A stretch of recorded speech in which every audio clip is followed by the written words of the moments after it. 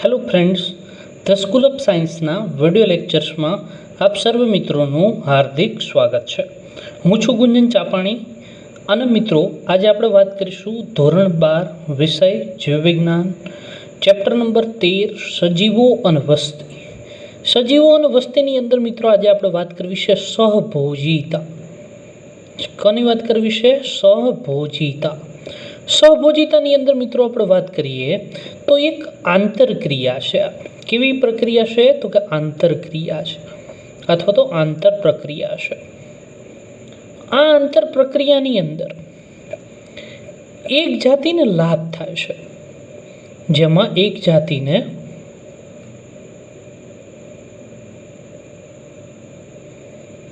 લાભ થાય છે અને બીજી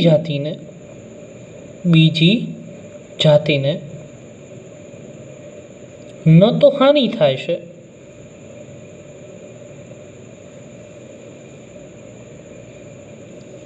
કે ન તો લાભ થાય છે.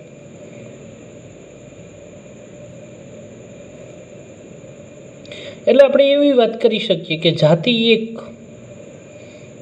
માટે લાભ, જાતિ 2 માટે એ કેવી છે? તટસ્થ. ન તો કોઈ હાનિ છે, ન તો કોઈ લાભ છે. દાખલા તરીકે આપણે પ્રથમ એક્ઝામ્પલ વાત કરીએ આંબાનું વૃક્ષ. આંબાના વૃક્ષ પર મિત્રો ઓર્કિડ જોવા મળે. શું જોવા મળે? ઓર્કિડ જોવા મળે. ઓર્કિડ ક્યાં હોય? દાખલા તરીકે મિત્રો સમજો કે આ જે છે એમનું પ્રકાંડ છે. આ પ્રકાંડમાંથી એક આ શાખા નીકળી, એની ઉપર જે છે આ રીતના જે છે એક દળી વનસ્પતિના પર્ણ જેવી રચના ધરાવતા ઘાસ જેવી વનસ્પતિ, જેને આપણે શું કહીએ? ઓર્કિડ. આ વનસ્પતિ કેવી છે? કે તો પરરોહી છે. એનાથી આંબાના વૃક્ષને કોઈ નુકસાન નથી કે કોઈ લાભ નથી. કોઈ નુકસાન નથી કે લાભ નથી. ઓર્કિડને શું છે? તો કે લાભ છે. તો કે પરરોહી તરીકે જે છે એ વસવાટ કરે છે. હવે મિત્રો ઓર્કિડ જે છે આંબામાંથી પોષણ મેળવતું નથી કે કંઈ કરતું નથી. ખાલી એ શું કરે છે? એ ત્યાં આંબાના પ્રકાંડ ઉપર શું કરે છે? એમનો વસવાટ છે. ઓકે મિત્રો, બીજું એક્ઝામ્પલ આપણે વાત કરીએ તો બીજું એક્ઝામ્પલ જે છે એ છે વેલની પીઠ પર. વેલ જે છે માછલી છે દરિયાઈ. વેલની પીઠ પર બાર્નિકલ્સ.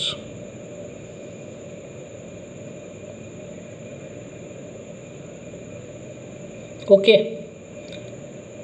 હવે વેલની પીઠ ઉપર બાર્નિકલ્સ હોય તો એનાથી વેલને કોઈ લાભ પણ નથી કે એને કોઈ નુકસાન પણ નથી, પરંતુ બાર્નિકલ્સની જે છે એ ફાયદો છે. વેલ જે જગ્યાએ જાય એ જગ્યાએ જે છે એ તેમને જવા મળે. ઓકે, એ જ રીતે આપણે એક કોમન એક્ઝામ્પલ જે આપણે ખેતરની અંદર જોઈએ છીએ, બરાબર, અથવા તો જે જગ્યાએ ચરણ જગ્યા હોય, જેને આપણે કહીએ ગૌચર, બરાબર. ત્યાં મિત્રો આપણે જોઈએ છીએ કે પશુઓ જે છે ચરતા હોય, પશુઓ જે છે એ ચરણ કરતા હોય. તેની આસપાસ બગલા જોવા મળે, તેની આસપાસ બગલા જોવા મળે. હવે અહીંયા થશે શું? તો કે આ બંને જે છે કોણ? તો કે બગલા અને પશુ એ સહવાસી છે. કેવું છે? સહવાસી. ભેગું જીવન જીવે, ભેગા મળીને નહીં. એકબીજા ઉપર એમનો આધાર છે. શું આધાર છે? તો આનાથી પશુઓને કોઈ ફાયદો નથી, બગલાને ફાયદો છે. કઈ રીતે? હવે તમે વિચારમાં પડશો કે જ્યાં પશુ ચરે, છે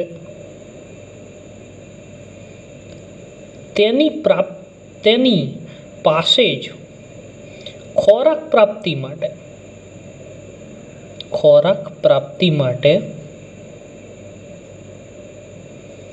બગલા જે છે જોવા મળે છે. હવે આનાથી શું થાય તો કે પશુઓ ચાલે, પશુઓ જ્યારે ચાલે છે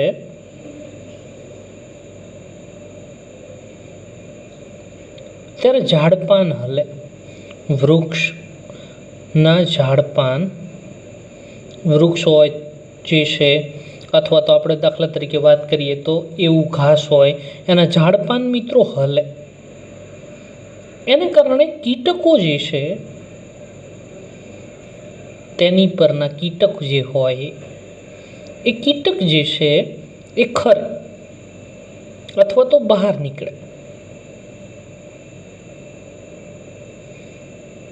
જેનો ખોરાક તરીકે બગલો ઉપયોગ કરે, જેનો ખોરાક તરીકે બગલો ઉપયોગ કરે.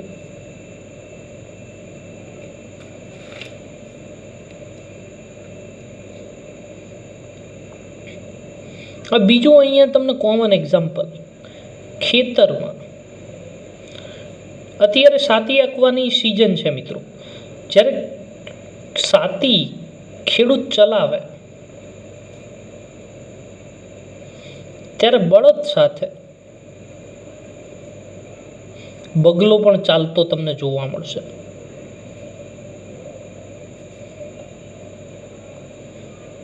હવે શું થાય કે સાતી, જેને આપણે દેશી ભાષામાં હાથી તરીકે ઓળખીએ, એમાં શું થાય કે આ હાથી જે છે એ હલે.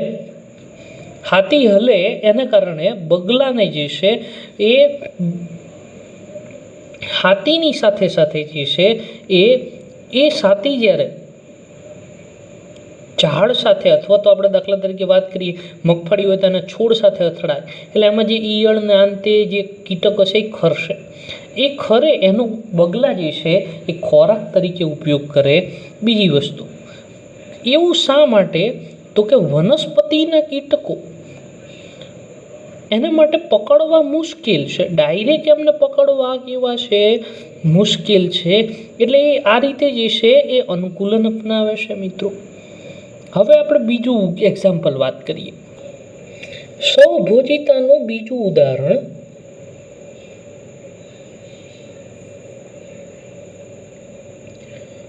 Second example. આમ તો ત્રીજું ચોથું થાય આ મિત્રો. કેટલામું થાય? ચોથું. ઓકે, ચોથું એક્ઝામ્પલ મિત્રો આપણે વાત કરીએ તો સમુદ્ર ફૂલ. સમુદ્ર ફૂલની અંદર મિત્રો ડંખી સૂત્રાંગો હોય, એ તમને બધાને ખબર છે. ડંખી સૂત્રાંગો આવેલા હોય. હવે તેમની વચ્ચે રંગ બદલતી ક્લોવન માછલી, કઈ માછલી? ક્લોવન માછલી જે છે એમની આસપાસ જોવા મળે. હવે મિત્રો અહીંયા શું થશે કે સમુદ્ર ફૂલને કોઈ લાભ નથી. સમુદ્ર ફૂલને કોઈ લાભ નથી, કોઈ પણ પ્રકારનો લાભ નથી. ક્લોવન માછલી શું કરશે તો કે ક્લોવન માછલી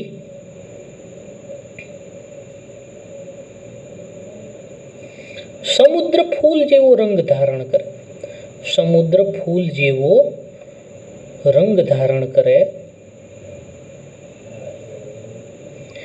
જેનાથી ભક્ષક તેને પકડી ન શકે. ભક્ષક તેને પકડી શકે નહીં. અહીંયા સમુદ્ર ફૂલ કેવું છે એટલે કે તટસ્થ, એટલે કે જીરું છે. ઓકે મિત્રો, તો આ વાત થઈ એક્ઝામ્પલની. હવે મિત્રો અહીંયા જો બધું એનસીઆરટીની અંદર નથી આપેલું, અહીંયા ખાલી એક્ઝામ્પલ આપેલા છે. એ એક્ઝામ્પલની અંદર આવી ચોક્કસ વાત નથી કરી કે કઈ રીતે જે છે એ કોને લાભ છે અને કોને નુકસાન છે, આવી કોઈ વાત કરી નથી. કઈ રીતે કોણ તટસ્થ છે, એટલે આ વસ્તુ જે છે એ તમારે બુકની અંદર શું કરવાની છે? નોંધી લેવાની છે. હવે મિત્રો આપણે વાત કરવી છે સહોપકારિતા વિશે. કોના વિશે? સહોપકારિતા. આપણો નેક્સ્ટ પોઈન્ટ છે સહોપકારિતા.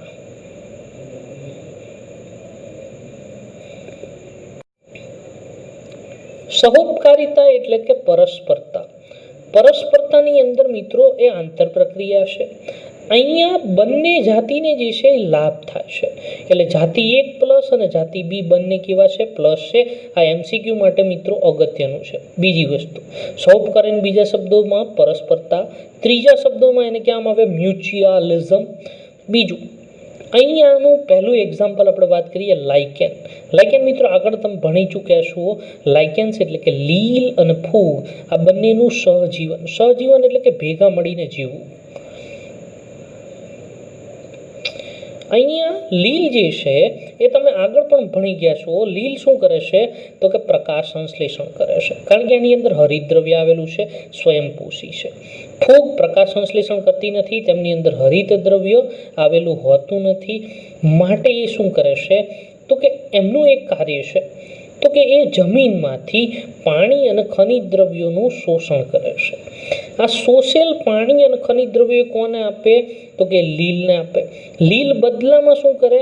તો કે સંચિત એટલે કે કાર્બોદિત પદાર્થ જે પ્રકાશ સંશ્લેષણની મદદથી તૈયાર કર્યો એ કોને આપે? તો કે એ ફૂગને આપે છે, કે જેની મદદથી બંનેનું જીવનચક્ર જે છે એ સારી રીતે ચાલ્યા કરે. આ જ રીતે મિત્રો આપણે વાત કરીએ તો કવક મૂળ. આ એક બીજું એક્ઝામ્પલ છે.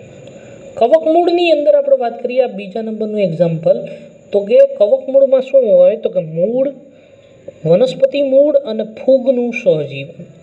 અહીંયા મૂળ જે છે એની ફરતે ફૂગ જે છે એ આવેલી હશે. આ બંને જે છે એ કેવા છે? સહવાસી છે, એટલે કે ભેગા જે છે એ નિવાસ કરે છે. હવે શું કરશે કે ફૂગ જે છે એ પાણી અને ખનિજ દ્રવ્યો આપણે આગળ પણ વાત કરી ગયા એનું શોષણ કરશે. શોષણ કરીને કોને આપશે? મૂળને આપશે.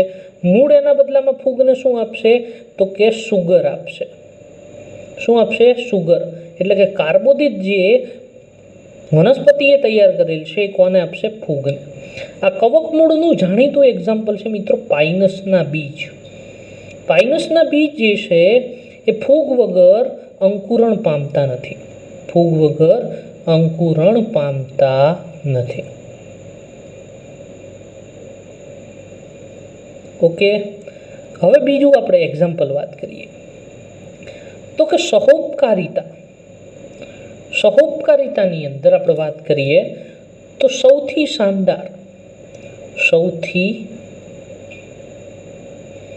શાનદાર અને ઉદ્વિકાસની દ્રષ્ટિએ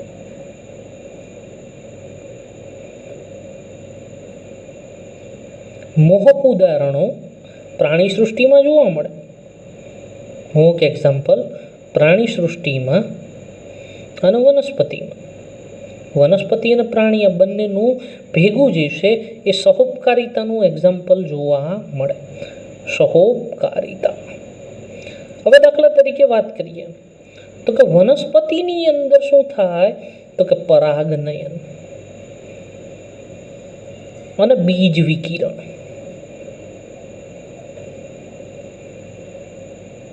આ બંને પ્રક્રિયામાં કોની એને જરૂર પડે? તો કે પ્રાણીઓની એમને જરૂર પડે. કોની જરૂર પડે? પ્રાણીઓની. હવે બીજી વસ્તુ, પ્રાણીઓ પણ પરાગનયન કરે પરંતુ બદલામાં કંઈક તો માગે. પરંતુ જે સેવા આપે તેના બદલામાં વનસ્પતિ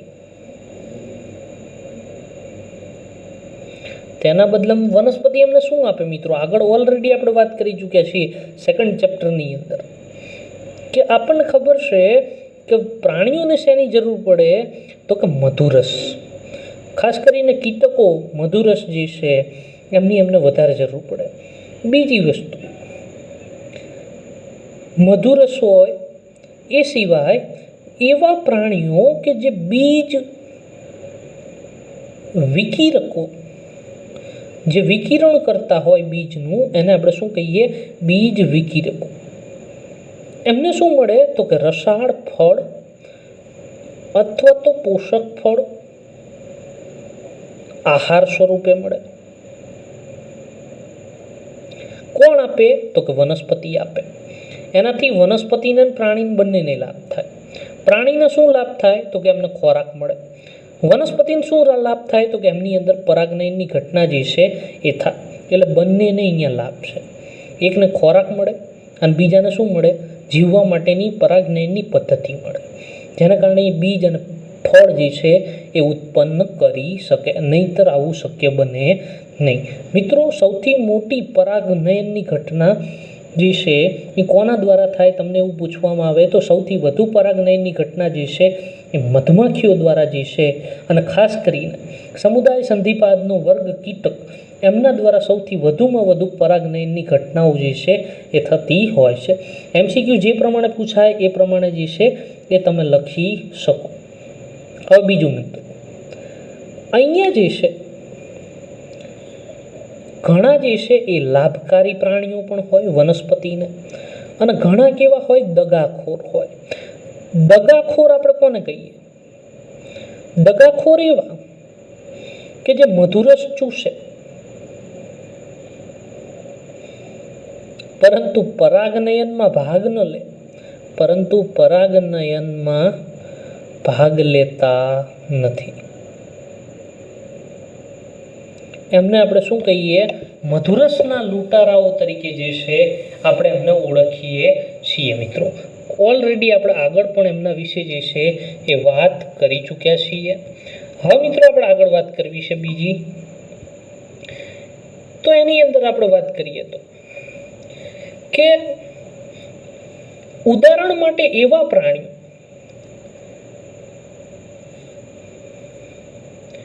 ઉદાહરણ માટે એવા પ્રાણી કે જે પરાગનયનમાં સહાયતા કર્યા વગર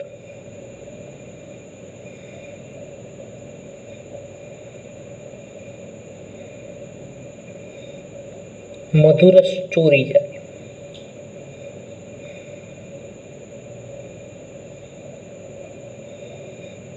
એટલે વનસ્પતિ પ્રાણી પારસ્પરિક ક્રિયા જે છે એ ઘણીવાર સહોપકારીઓનો સહુદ વિકાસ સમાવેશિત થાય. એને કારણે શું થાય? એને કારણે સહુદ વિકાસ થાય.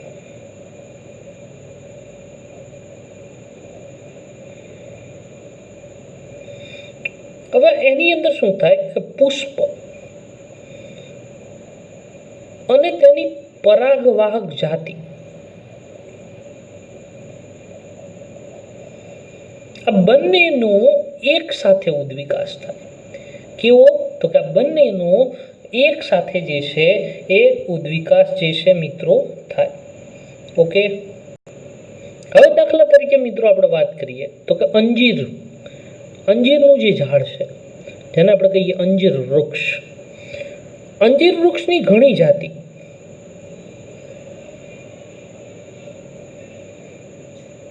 ભમરીઓ જે છે પરાગવાહક છે. ભમરી શું છે તો કે પરાગવાહક છે. પણ હવે મિત્રો અહીંયા સમજજો, કોઈ ચોક્કસ ભમરી દ્વારા ચોક્કસ અંજીર વૃક્ષમાં, ચોક્કસ અંજીર વૃક્ષ એટલે કે ચોક્કસ જાતિનું અંજીર વૃક્ષ, તો જ પરાગરજ જે છે એ સ્થાપન થાય, નહીતર થતી નથી. એટલે આપણે વાત કરી શકીએ કે એનો અર્થ એવો થાય, એનો અર્થ એવું થાય કે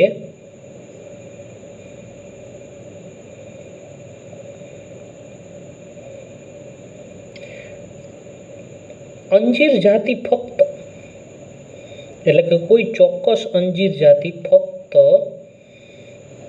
તેના સાથી, એનું સાથી કોણ તો કે ભમરી, ભમરીની ચોક્કસ જાતિ દ્વારા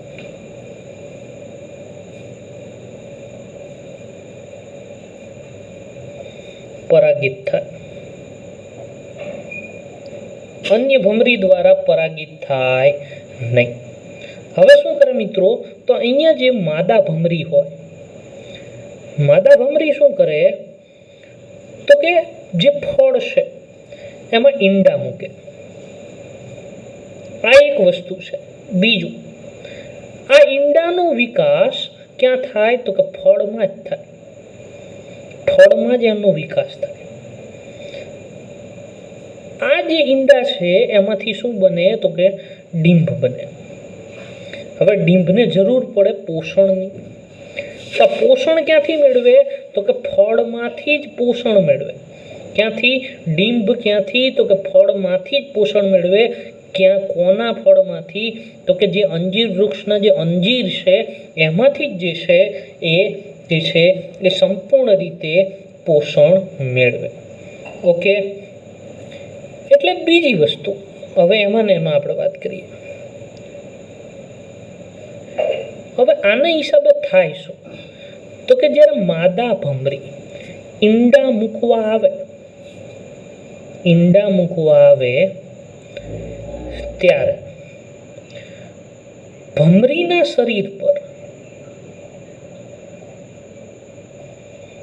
પરાગરજ ચોંટી જાય.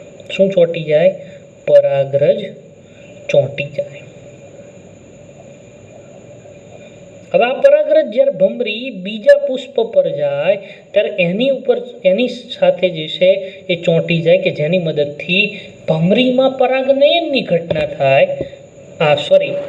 અંજીરમાં જે છે પરાગનયનની ઘટના થાય અને ભમરાની અંદર આ જે ભમરી છે એ શું મળે, એને શું મળે તો કે ઈંડા મૂકવાની જગ્યા મળે અને બીજું જે છે એમને ઈંડાને ખોરાક મળે પુષ્કળ પ્રમાણમાં. અંજીરને શું ફાયદો તો કે અંજીરમાં પરાગનયન થાય. ભમરીને શું ફાયદો તો કે ભમરીને ઈંડા મૂકવા માટેની જગ્યા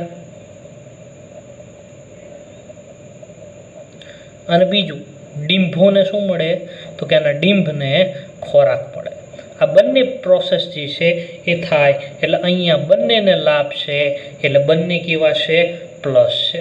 ઓકે, આગળ વાત કરીએ ઓર્કિડ વિશે. હવે મિત્રો આપણે વાત કરવી છે ઓર્કિડની. કોની વાત કરવી છે? ઓર્કિડ. ઓર્કિડની અંદર ઘણી પુષ્પીય વિવિધતા જોવા મળે. કેવી વિવિધતા? પુષ્પીય વિવિધતા.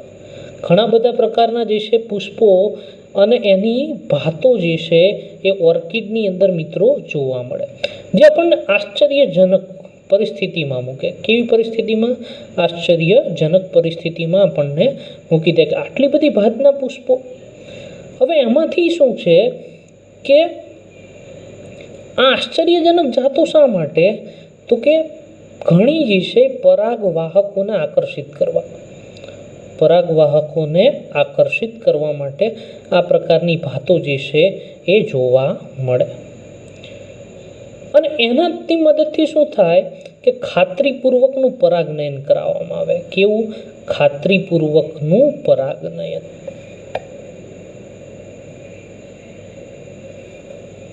પરંતુ બધા ઓર્કિડમાં આવું ન હોય મિત્રો. પરંતુ બધા ઓર્કિડ આ સુરક્ષા પ્રદાન કરતા નથી.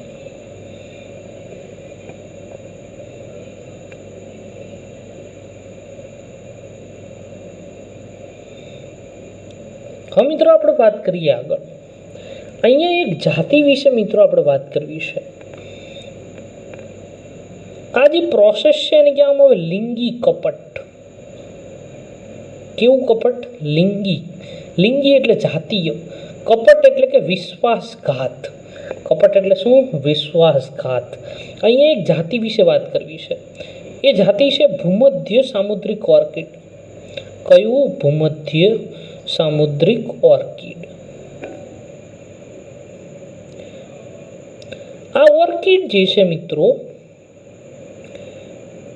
મધમાખીની જાતિઓ દ્વારા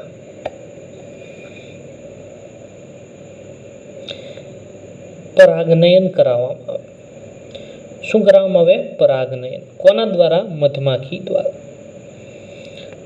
આ ઓર્કિડ શું કરે તો કે આ પરાગનયનમાં લિંગી કપટનો સહારો લે. કોનો? લિંગી કપટ. હવે કઈ રીતે?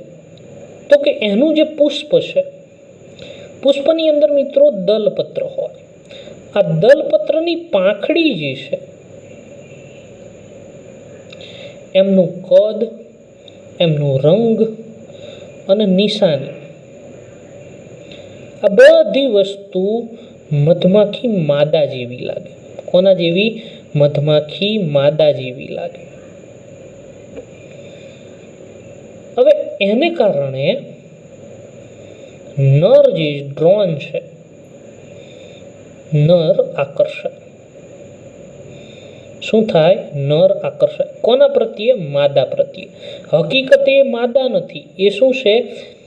ભૂમધ્ય સામુદ્રિક ઓર્કિડનું દલપત્રની પાંખડી છે. જેમનું કદ, એમનું રંગ, એમનું રૂપ અને એમની નિશાની કોના જેવી લાગે છે?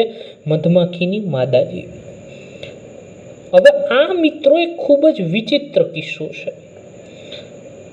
કેવો કિસ્સો છે? વિચિત્ર. અને આ વિચિત્ર સામ્યતા છે. કોની સામ્યતા? તો કે દલપત્રની.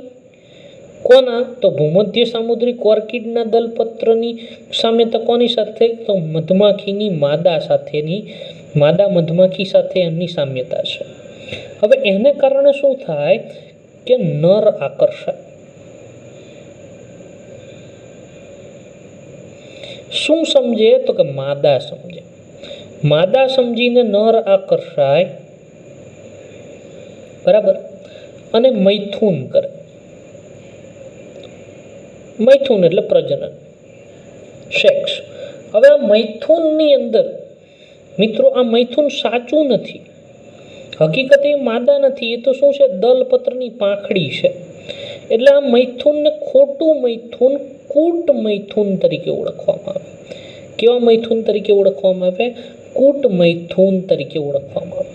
હવે મિત્રો તમને એવો પ્રશ્ન થાય, તો આમાં ભૂમધ્ય સામુદ્રિક ઓર્કિડને લાભ શું? તો કે જ્યારે નર કૂટ મૈથુન કરે ત્યારે પરાગરજ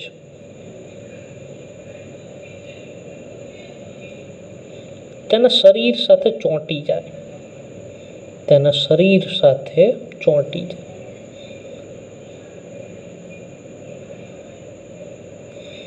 અને તે બીજા પુષ્પ પર બેસે.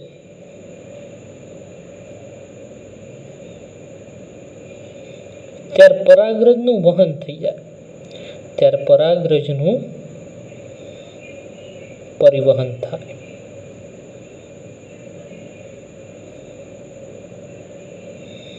અને આ પ્રકારે પુષ્પ પરાગિત થાય.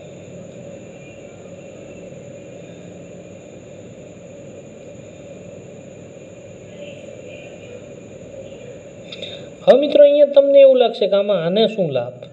તો કે જે નર છે, નરને મૈથુનનો લાભ મળે. ભલે કૂટ તો કૂટ, ખોટું તો ખોટું. અને જે ઓર્કિડ છે, ઓર્કિડને શું લાભ? તો કે એની અંદર પરાગનયનની પ્રક્રિયા થાય. આ રીતે બંનેને જે છે એ લાભ છે. હવે જો મિત્રો અહીંયા એક પ્રોબ્લેમ છે. શું પ્રોબ્લેમ છે? તો કે ઉદ્વિકાસ દરમિયાન જો કોઈ મ્યુટેશન આવે કે કોઈ કારણથી, ઉદ્વિકાસમાં કોઈ કારણથી માદા મધમાખીનું રૂપ બદલાય, રૂપ કે રંગની જે રૂઢિગત પ્રણાલી છે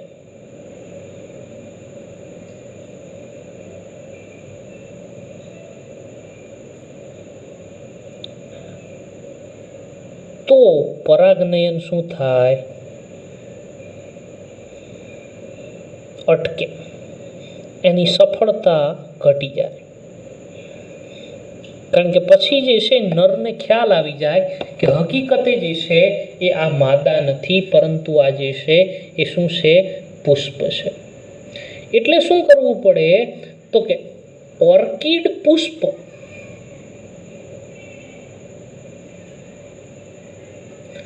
એ માદા મધમાખી સાથે, કઈ મધમાખી?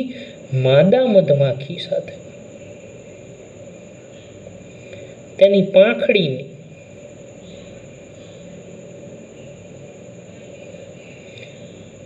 સાદૃશ્યતા જાળવવા સહવિકસિત બનવું પડે.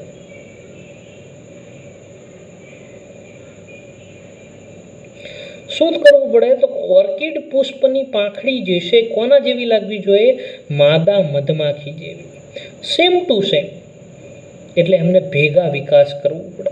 જે રીતે માદા મધમાખી બદલાય એ રીતે એની પાંખડી પણ બદલવી જોઈએ, નહીતર આ કૂટમૈથુનની પ્રક્રિયા અટકી જાય તો આ પરાગનયન જે છે એ અટકી જાય અને પરાગનયન થાય નહીં.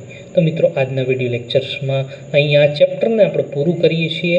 વધુ જે છે એ આપણે આવતા વિડીયો લેક્ચર્સની અંદર વાત કરીશું. Thank you. આભાર.